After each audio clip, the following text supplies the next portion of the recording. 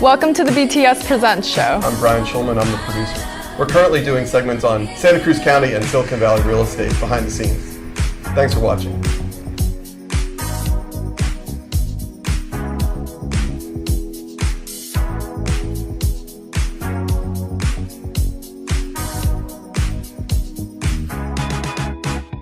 Hi, I'm Candace Bradfield, broker and owner of Bradfield & Associates, and past president of our Santa Cruz County Association of Realtors. I want to thank you for joining BTS Present. Hello and welcome back to another episode of Santa Cruz County and Silicon Valley Real Estate Behind the Scenes. I'm Datta Khalsa, and I have with me this episode a broad array of differing viewpoints on a common issue, which is affordable housing and supply. Santa Cruz is in the process of deliberating on Measure M, which is a rent control ordinance that's been on the ballot.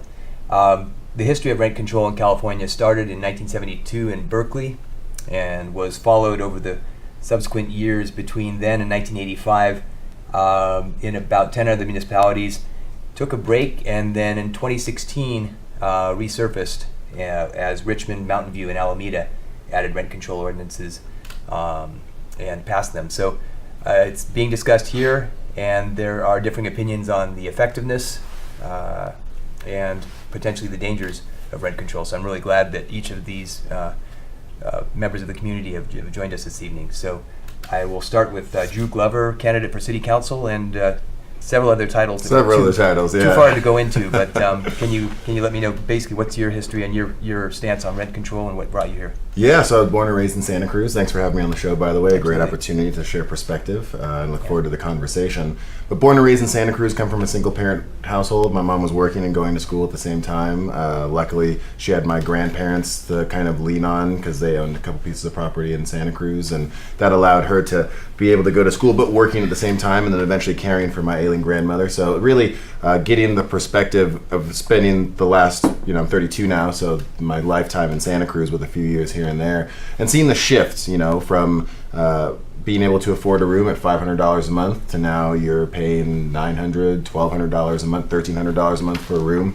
So it's not only illustrates to me the unsustainable growth of rent or inflation of rent, but also the lack of representation and control that's non-existent essentially for renters and those kind of protections that are necessary. So I am one of two candidates, myself and Justin Cummings, that are engaged in this campaigning season for 2018, and we're the only two candidates that have come out in support of Measure M, predominantly because we're in an emergency kind of situation right now where we need renters protections, we need rent stabilization, and if left to the hands of our elected officials, as we've seen over the last 20, 30 years in Santa Cruz, there's not the political will to make that kind of stuff happen. Even most recently with the exorbitant rent ordinance that was brought forward to the council for them to deliberate, and was supported by the incumbent who's actually running this time, made it so that it would basically sanction what's been going on that's been making people have to vacate Santa Cruz. 10% a year increases are in no way sustainable whatsoever for people,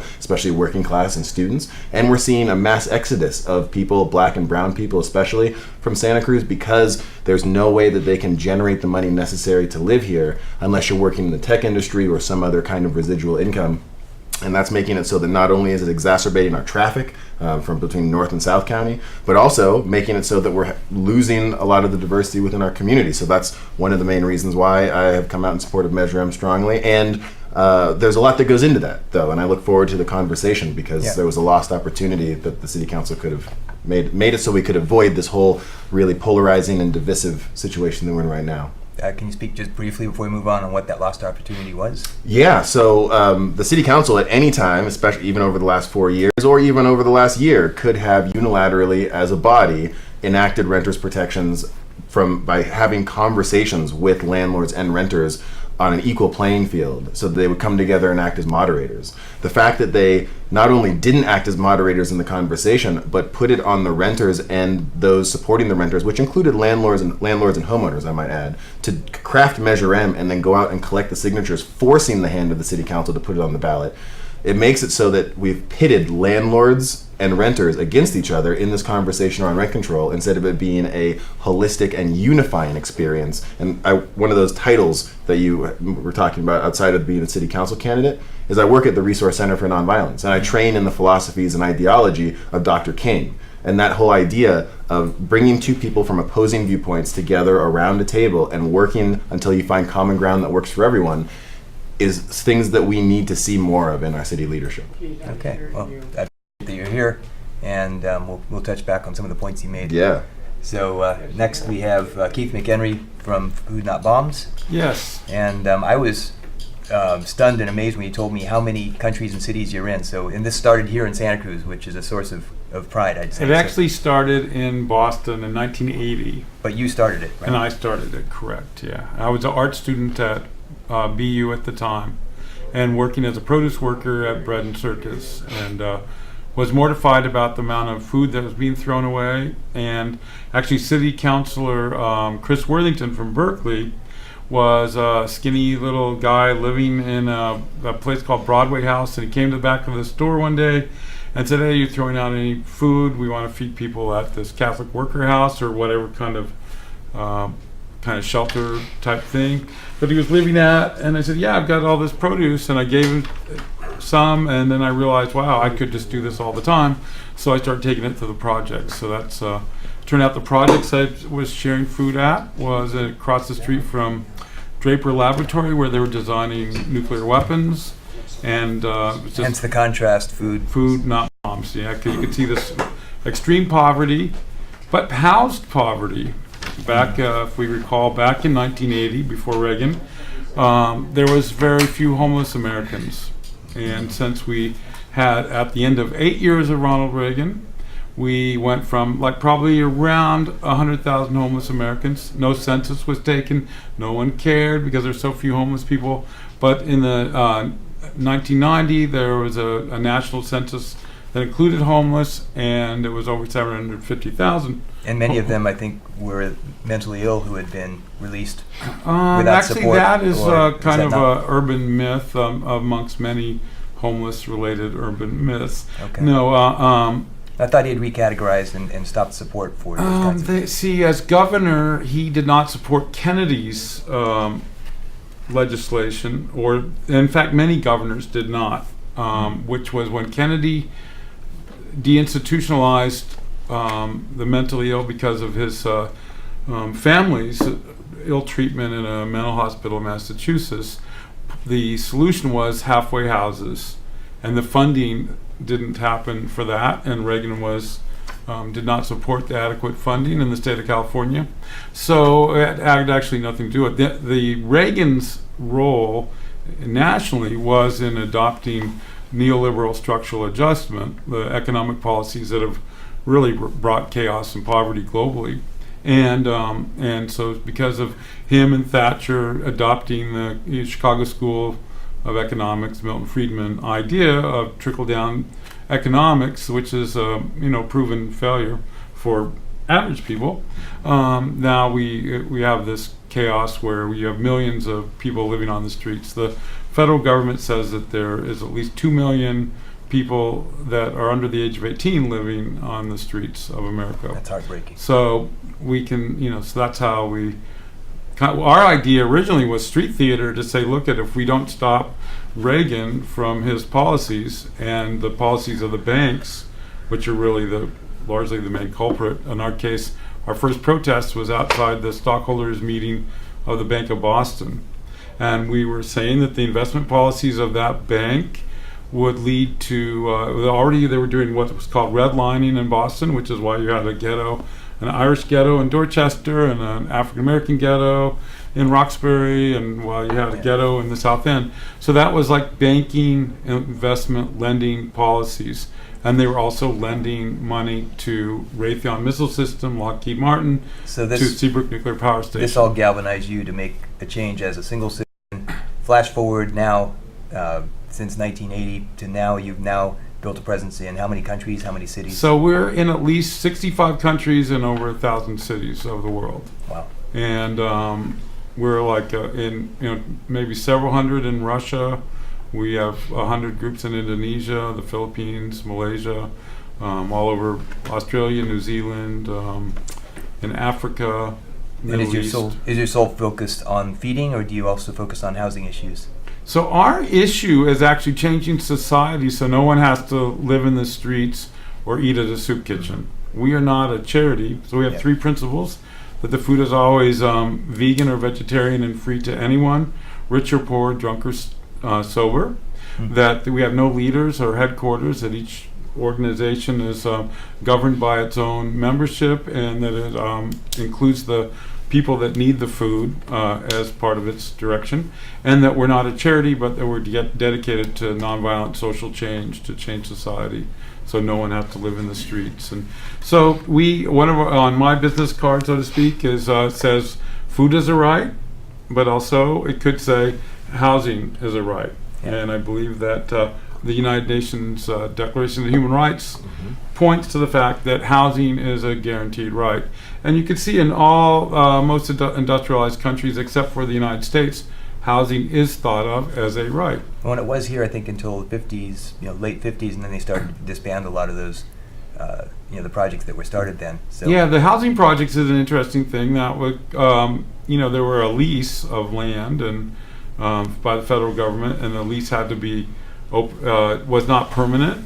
Otherwise, landowners wouldn't have adopted it under when that was designed. And so one of the big problems of additional homelessness was was the fact that many housing projects came to the end of their lease and were shut down.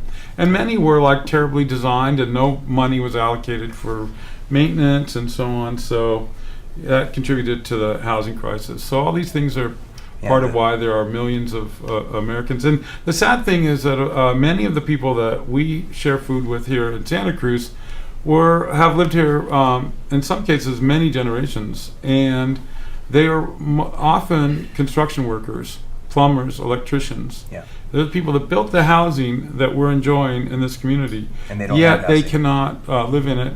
And it's really tragic. Yeah, well, I think, and I think we'll get to Mark's approach, but there's definitely a lack of supply, and I think that's partly on a societal, partly on a government level. But it's great to have your perspective on these things, and I really appreciate the work you're doing. So next we have Micah Posner, former city council member and member at society at large now. Yay! So, and also a member of the curiously titled Landlords for Rent Control. Micah and I have had many lively discussions around the topic, but let us know what brings you here this evening and what message you have. Well, our housing system's not working. That's my message. And Keith really laid it out. When you have 1,000 homeless people in a city of 60,000, your housing scene is not working. So, to me, we have to do whatever we can. So I'm helping with Measure H, which would build more affordable housing. I think we need rent control as sort of a gigantic, Band-Aid or whatever, a gigantic, safety place for 30% of our city's renters. I think we need to reduce a ton of the building and planning codes, which are serving us to build bourgeois housing that, we can't afford as a society. So I'm just all in, anything we can do. But I think the most important thing is just to look at ourselves. And this is why we like the title Landlords for Rent Control, because hopefully it makes people think. It's I'm doing fine with the housing situation. I just sold a house and made a lot of money that I was renting next door to me. I own my own house. I just built a unit. But the housing, because I have a brain and I can look around, I know that the housing situation is not working, period. The system is broken. So I think that's the first realization is but this will change this, or this will change this, or whatever. It's we have to change it. We need to do things that really make housing work for, the people both who are homeless and the people who are tenuous in their housing, which is so many people that I know and care about. Mm-hmm. They're renting a room for now, but then who's going to happen? Whatever is going to move out. So we got to do stuff, and Okay. I'm for all of it. And would you say you're pro rent control in your Oh stance? yeah, I'm definitely Okay. pro. And as far as Costa-Hawkins as well, would all three of you like to see Costa-Hawkins repealed ideally? Yes, Under- absolutely. Wait, can I Okay. say something specific about Sure. Costa-Hawkins? So, as a landlord, there are parts of Measure M which I'm supporting that I don't like that much. Such as? If you want to move into your own unit, which I'm more likely to do than most landlords because the unit's on my property. This has to do with Um, just cause eviction. Yeah, right. Okay. Some of the just cause eviction clauses, and there's one that people have talked about a lot, so I'll go ahead and talk about it, which is that if you move into your unit that you own as a landlord, and you kick someone out, you have to pay them 6 months rent, Mhm. right? So why is that in there? The reason is Costa-Hawkins, because Costa-Hawkins states that anytime a tenant moves, whether they move on their own free will or they're kicked out, the landlord can jack the rent up to whatever he or she wants, right? So the common sense approach is, well, if a landlord gives a renter plenty of notice or they have a certain lease or whatever, why can't they move into the unit? And the answer is that Costa-Hawkins eviscerates rent control. It makes rent control into a bad joke. So for the people that don't like, the complexity of Measure M, which to some degree includes me, we should get rid of Costa-Hawkins, and then we could all do what Drew suggested. Then we could all come together as a community, and we could say, what makes sense for us? I think so many landlords and homeowners, I don't know about you, Datta, but so many people support the concept of some kind of rent control, but they don't like just cause eviction. Just cause eviction is directly because of Costa-Hawkins. That is why it's in Measure M. That is why it has to be there. So I'm hopeful that people here that don't support Measure M are going to tell me they support getting rid of Costa-Hawkins so that they can help draft a more sensible rent control. That's my plea to people. If you don't like M, get rid of Costa-Hawkins so we can do the next version. I think there might be a little bit of a non sequitur there. I believe just cause eviction predates Costa-Hawkins, and Costa-Hawkins actually was enacted as a remedy to the problems that happened from 1980 till 1995 when it was passed, when they saw a huge plummet in the supply in Berkeley, in San Francisco, in Santa Monica. UC Berkeley actually just released a study, and the number of permits from 80 till 95, and then from 95 till now,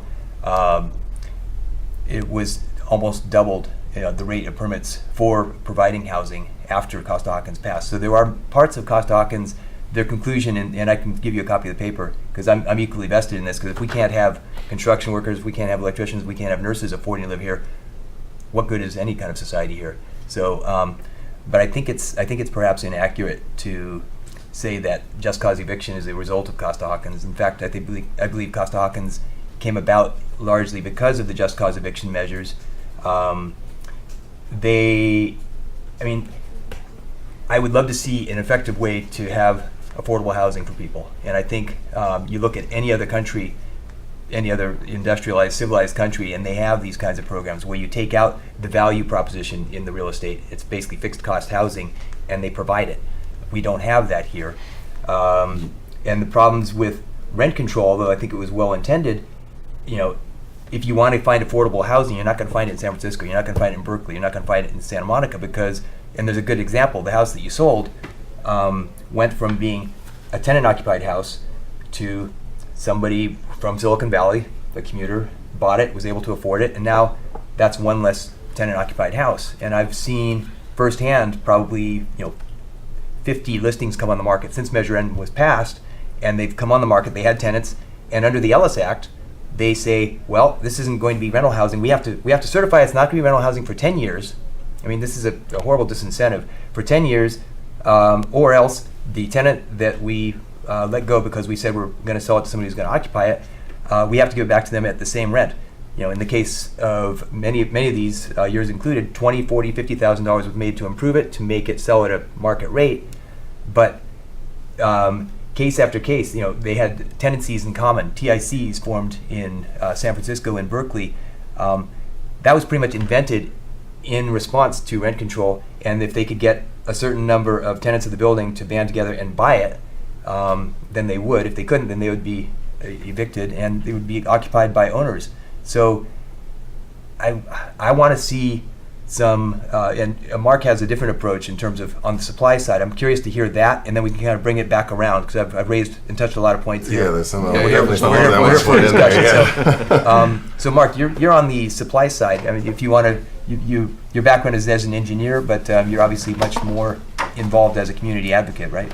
Yeah, I wear many hats, and currently a few of the hats that are relevant to my housing work. On the COPA housing team, I'm the president of the board for the Chamber of Commerce, so I hear the business side of this issue as well as the employee side of this issue. And it's COPA stands for? COPA stands for Communities Organized for Relational Power and Action. Okay.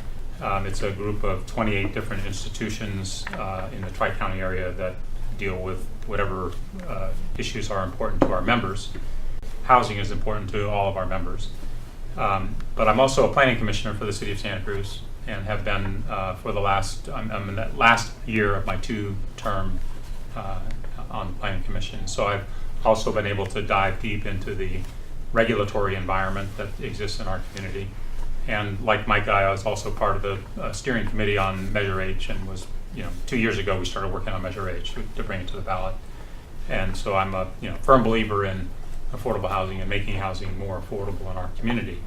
And I guess from my perspective, being a business guy and being a chamber guy, I would say that the study after study says that it's a supply and demand problem. That whenever you talk about cost, you're talking about a supply and demand problem.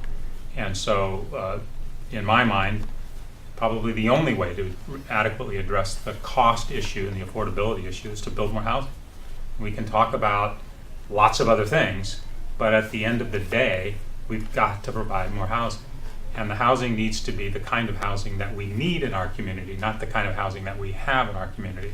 So for example, inside the city of Santa Cruz, and the statistics are similar for the county, although I don't have them at my fingertips, 2 out of every 3 housing units in our community is a single family residential dwelling unit. Mm-hmm. But there's only 20% of our population that meets that definition of a family unit that needs that type of housing. And I think even less than that could actually afford it. I think the affordability index is down around 15%, which is appalling. Affordability is about 14%, well, depending on where the median price of housing is, but it varies a little bit over I think time. It's at 920,000 this month. 15% sounds like a reasonable estimate of who can actually afford to live here. And so what we're seeing is this exodus of working families and young professionals, because we don't have the kind of housing in our community that they want to live in, that they can afford to live in. And the other fundamental market force that's at work in our community that is often overlooked, and maybe Micah and you and I have not talked about the details of your recent transaction, but in general, what is happening in our community and has been happening in our community over the last many years is that the housing stock in our community was purchased by people of relatively modest income, middle class incomes, but it's being sold to people of extraordinary income. Right. And that is a fundamental market force at work here that is really difficult to manage. And how do we do that? And I don't know the answer to that question, but I think we need to recognize that market force is at work. And maybe, Micah, you're a great example of it, because you were able to benefit greatly from, by selling your unit at a high price, as high as you could, as the market would bear, and you were able to pocket that money, and now you're able to invest it in some other way. But not everyone has that opportunity in our community. Yeah. So housing, and I don't know the details, Mike, because I'm happy to take your response or whatever I'm saying here. But and you're not maybe the best example, but in general, housing was purchased by people of ordinary income. It's being sold to people of extraordinary income. Yeah. I think and as a result, in '95, when I started in real estate, or '93, I think the median was at about 215,000.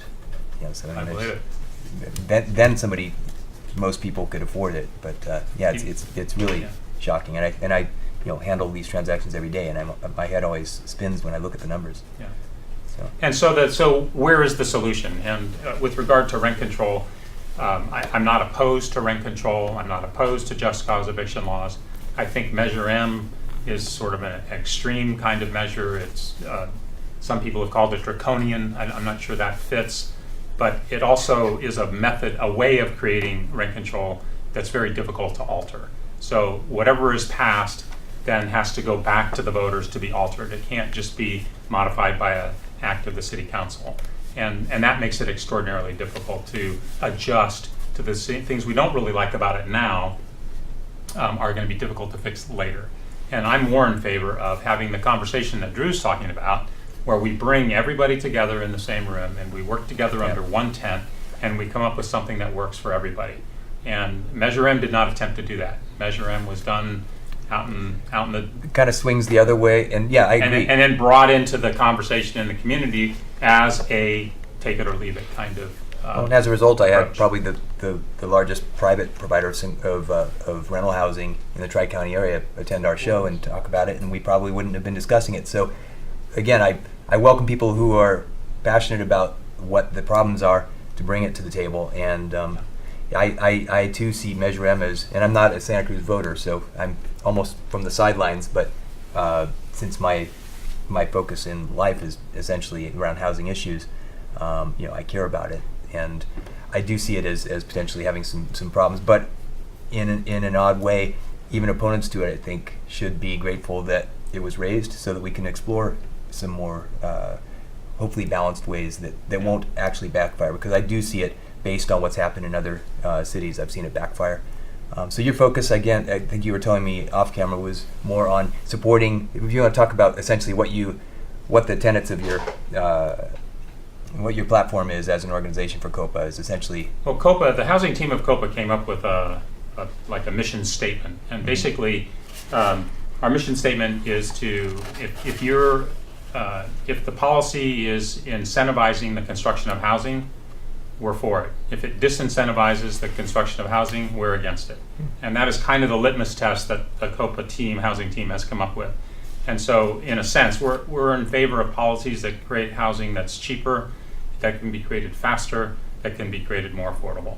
Yeah. So if it meets those kinds of tests, we're in favor. If it doesn't, we're opposed. And that's kind of where COPA has come to rest. So take, for example, Soquel Creek Water District. If you want to add an accessory dwelling unit, you're going to have to pay them to put an extra meter, and that's going to cost you $43,000 right out the window. That's a disincentive. So I would imagine that is clearly a disincentive. Absolutely. I fully agree with that. So let me bring it back over to, we've had a really well-behaved panel, by the way, because I've been saying things that aren't necessarily in alignment with what everyone thinks. So, and I'm on the hot seat here about this. And you're on the hot thing. That's true. So why don't we bring it back to, because you've also been the subject of several articles in the Sentinel that I didn't think were fair or balanced. So here's your chance. And I know you personally. You've been a client of mine, and I can speak that he's definitely not a greedy property owner. He's very humanitarian in his approach. So. Right. So we didn't sell it for the highest market value. We sold it to a middle class person who worked at a nonprofit who lived in Santa Cruz, and we refused to sell it to someone that wasn't going to live there or someone that was just going to vacation or whatever. And it's interesting, the idea of not renting it anymore, because it was one of the cheaper houses that was sold in the city of Santa Cruz, and someone was able to buy a house who'd been a renter, who lived in Santa Cruz for a long time, although she works over the hill. But so that's one thing that I'm curious about with all this rhetoric about rent control. People will sell houses. Well, maybe that'd be okay. And we're talking about economics. Like if the more qualified or the wealthier renters could buy houses, that would be great. If the teachers could buy houses, I know several teachers that can almost sort of buy a house, but not quite. So I don't know why this is such a sort of a scare tactic. Well, I think because the teachers are not part of the 15%; they're part of the 85%. So while that's a great idealistic thought, I just don't think. And I absolutely love our first grade teacher. She's the most awesome person on the planet.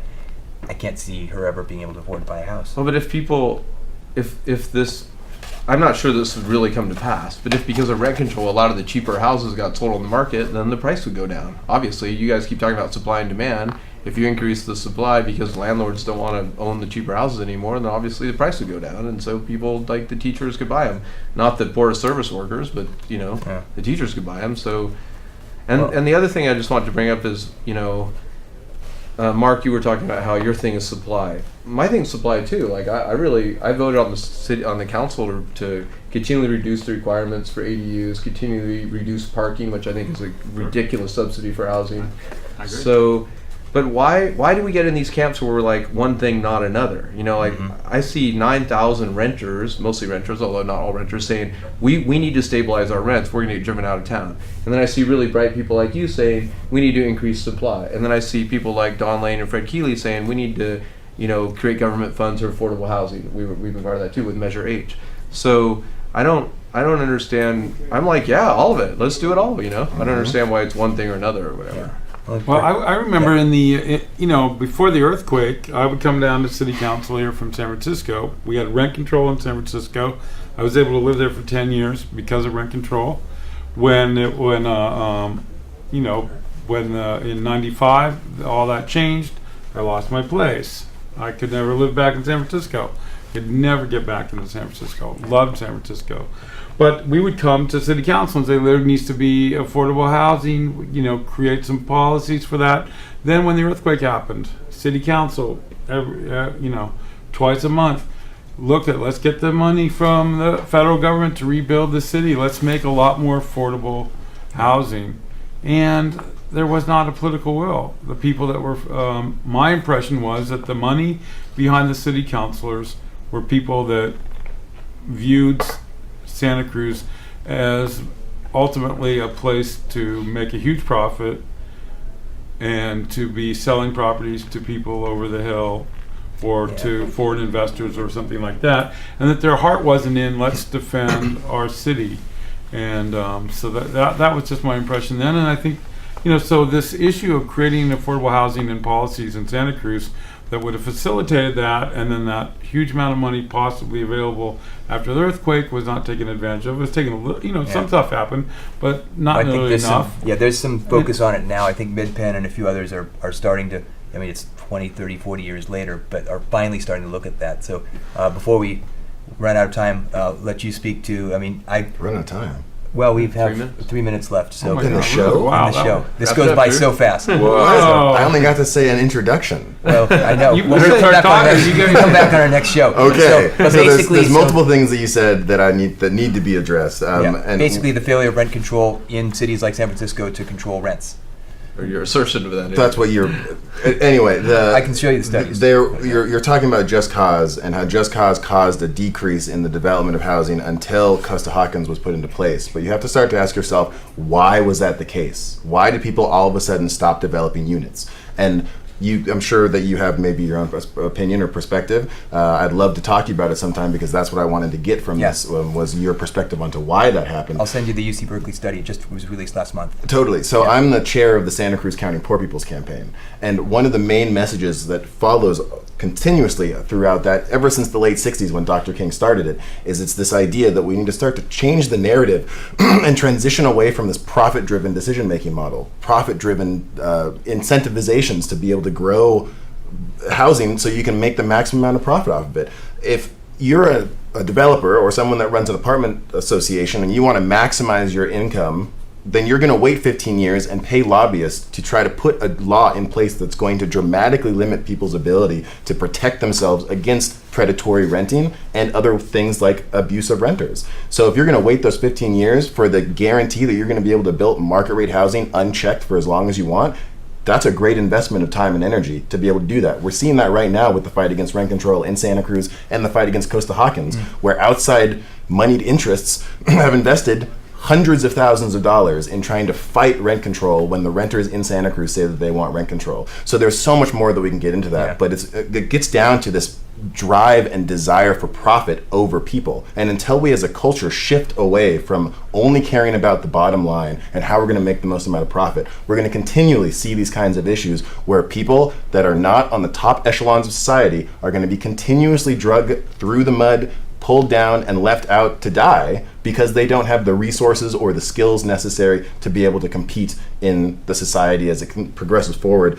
And the conversation about SoCal and water, and there's so much to get into that. SoCal is in a water crisis right now. They're facing saltwater intrusion in their aquifers. So people are adding new additional units. They're trying to offset that or deal with it. We need to solve a water issue, but that requires participation and partnership between the city and the SoCal Water District so that we can manage our water resources better. So it all comes back to leadership. And if we talk about transportation yet, that's a whole nother that's a whole other thing. So we need to have leaders that are willing to not only be there to represent the moneyed interest and business development and developers at the same table, but at the same time make it so that we can take these conversations to the next level of what have we been doing that hasn't been working and what do we need to do, looking at other countries like you mentioned, social housing like in Vienna, Austria, and how can we invest in the people of our communities, of our state, of our country, instead of just the business infrastructure, which has gotten us as far. Couldn't have said it better. So and that's essentially, he just gave the thesis of what our show is attempting to do on a very small scale, and we're hoping we can bring that to some significant decision-making table somewhere out there if there's somebody watching this show right now. And we invite your input as well. So thank you all for joining us. Thank you. I apologize that we are only a mere 30-minute show. I can't. That was We great. could spend a week on this thing. I know, it's wonderful. But again, thank you all for joining, and thank you for joining as well. We'll see you on the next episode. Thanks for watching the BTS Presents Show.